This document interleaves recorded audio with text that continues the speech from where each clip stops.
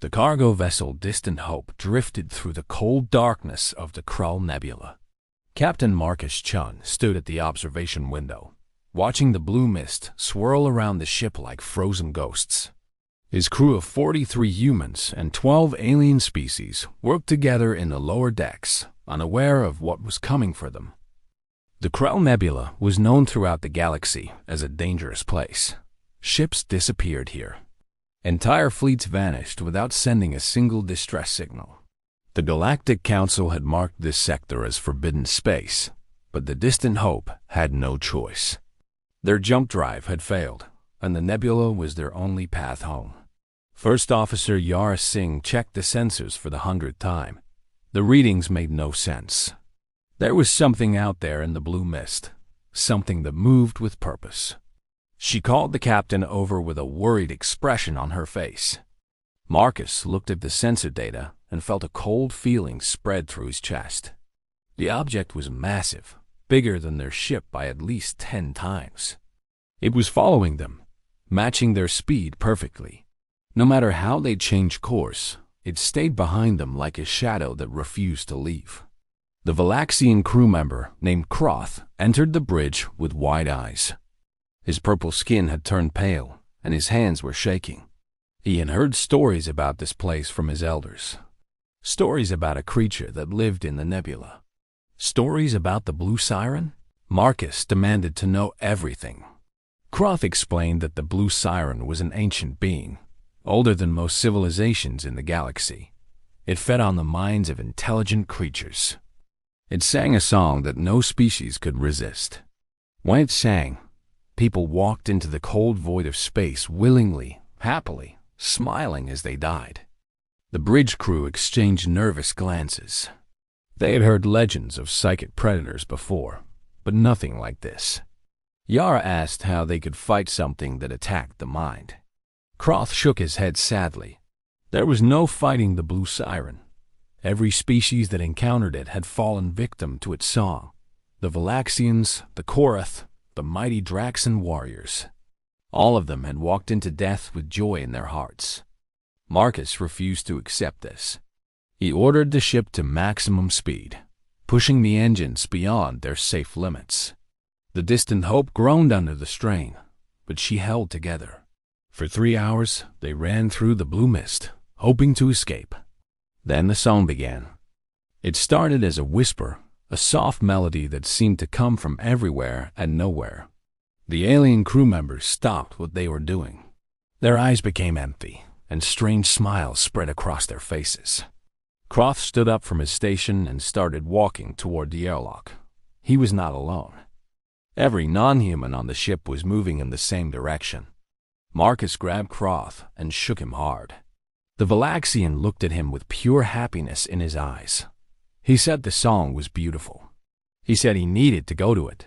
He said dying would be wonderful. The humans on the bridge felt nothing.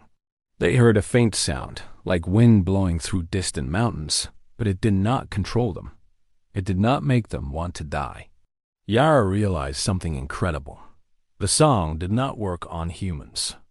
Marcus ordered all human crew members to restrain their alien friends immediately. It was chaos. The aliens fought back, desperate to reach the airlocks.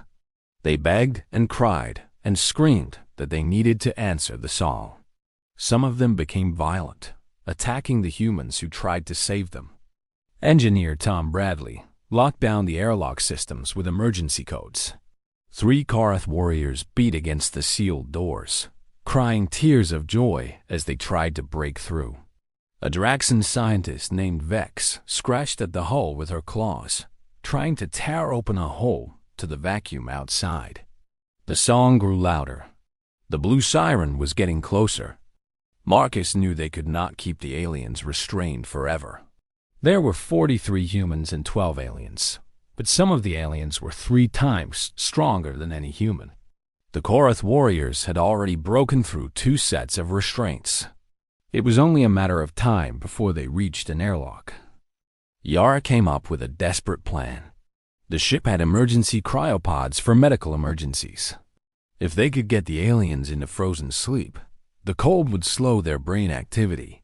Maybe the song could not reach minds that were frozen?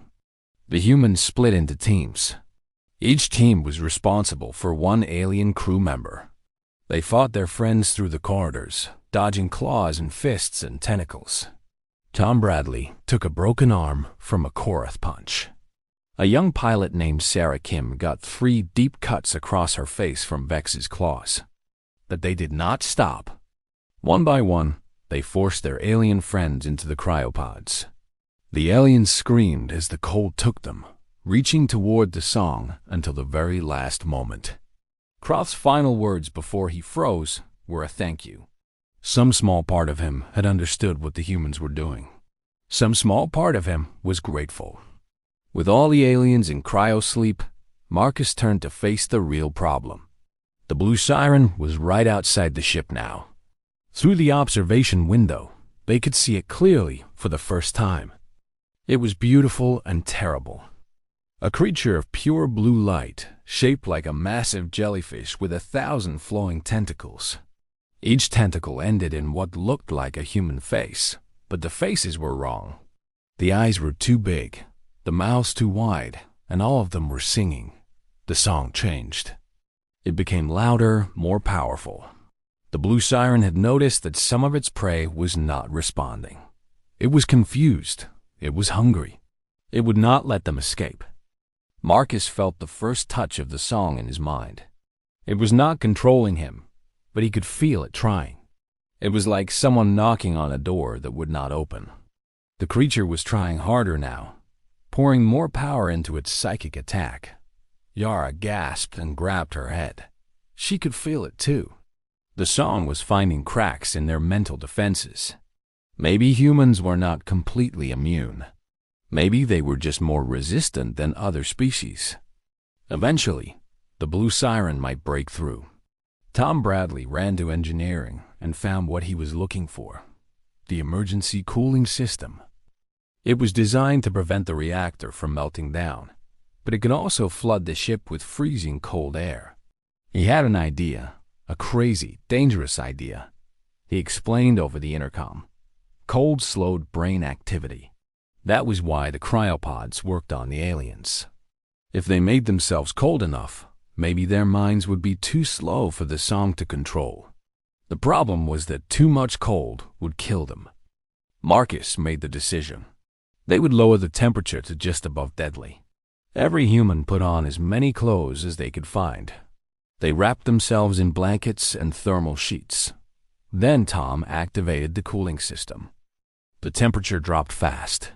Within minutes, the ship was colder than the Arctic winters of Earth. The humans huddled together, shivering violently, their breath forming clouds in the air. Frost covered every surface. Ice formed on the windows. The song faded. As their brain activity slowed, the blue Siren's psychic attack lost its grip. The creature outside the ship went crazy with frustration. It wrapped its tentacles around the hull and squeezed. Metal screamed and bent under the pressure. Marcus knew they could not survive the cold for long. They had maybe 30 minutes before hypothermia killed them. He ordered full power to the engines and set a course straight out of the nebula. The distant hope accelerated, dragging the blue Siren with it. The creature held on tight. It would not let its prey escape. But as the ship picked up speed, something strange began to happen. The blue mist of the nebula started to thin. The color of space changed from deep blue to normal black. They were reaching the edge of the Siren's territory. The blue Siren made a terrible sound, a scream that was the opposite of its beautiful song. It was losing strength. Away from its home in the nebula, its power faded. The tentacles loosened their grip on the hull. The singing faces went silent one by one. With a final desperate pull, the creature tried to drag the ship back into the blue mist. But the distant hope was too fast now. The engines roared with everything they had left. Metal tore and sparks flew as the ship ripped free from the creature's grasp. They burst out of the nebula into clear space. Behind them, the blue Siren howled in rage and hunger. It could not follow. It could not leave its home. For the first time in thousands of years, prey had escaped. Tom shut down the cooling system. Warm air flooded the ship. The humans stumbled around with blue lips and numb fingers, but they were alive. They had done something no species had ever done before. They had survived the blue siren. Marcus walked to the cryobay and looked at his frozen alien friends. They would wake up confused and ashamed of what they had tried to do. He would tell them there was no shame in it. They had faced a predator that had hunted the galaxy for ages. No one could have resisted its song. No one except humans. Yara stood beside him with a tired smile. She asked why they thought humans were different. Marcus shrugged. Maybe it was because humans evolved on a dangerous planet full of predators. Maybe their minds had developed natural defenses against psychic attacks. Or maybe humans were just too stubborn to die when something told them to. Whatever the reason, word would spread. The galaxy would learn that humans were immune to the blue siren. Ships would hire human crew members for protection when passing near the Krell Nebula. Humans would become known as the species that could not be controlled, the species that could not be hunted. Tom joined them at the cryobay window. His broken arm was wrapped in a temporary cast, and his face was still red from the cold. He said something that made them all laugh. He said he was glad humans were too stupid to know when they were supposed to give up. Marcus shook his head with a grin. It was not stupidity. It was something deeper. It was the human refusal to accept defeat. It was the stubborn will that had carried their species from caves to the stars. It was the thing that made humans dangerous to anything that tried to hunt them. The distant hope limped toward the nearest space station for repairs. Behind them, the Krell Nebula glowed with angry blue light. The blue siren would be hungry for a long time, but it would never catch humans. They had proven today that some prey was not worth hunting. And somewhere in the galaxy, other predators would hear this story and learn to fear the small, fragile beings from Earth. Because humans did not just survive. Humans fought back. Humans won. The stars waited ahead, full of danger and wonder. But the crew of the Distant Hope was not afraid.